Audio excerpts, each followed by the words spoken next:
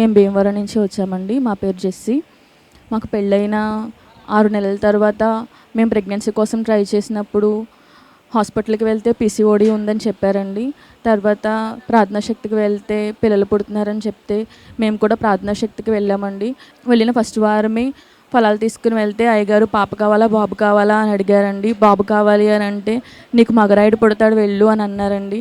మళ్ళీ తర్వాత వారం కూడా ఫలాలు తీసుకుని వెళ్తే ఎవరు కావాలని అడిగితే బాబు కావాలని బాబుని ఇస్తారని చెప్పారు అయ్యగారండి అని అంటే నువ్వు ఇంకా విశ్వాసంతో ప్రార్థన చేసుకోమ్మా నీకు బాబు పుడతాడు అని చెప్పారండి. కొంచెం దూరం వెళ్ళిన తర్వాత నువ్వు ఉయ్యాలు సిద్ధం చేసుకో అని చెప్పారండి. అలా చెప్పిన ఆ నెలలోనే నేను కన్సీవ్ అయ్యానండి. దేవుడు ఎంతగానో కృప చూపించి నా బిడ్డను క్షేమంగా నాకు అనుగ్రహించాడండి. నేను ప్రెగ్నెంట్గా ఉన్న 6వ నెలలో నాకు పొంగు చూపడం జరిగిందండి. ఎంత ఆపద జరిగినప్పటికీ నా బిడ్డకు ఎటువంటి ఆపద కలగకుండా క్షేమంగా నా బిడ్డను నాకు అనుగ్రహించాడండి. నా బిడ్డ పుట్టిన తర్వాత 7వ నెలలో మా ఇంటి పక్కన ఉన్న వాళ్ళందరికీ పొంగు చూపడం జరిగిందండి చాలామందికి.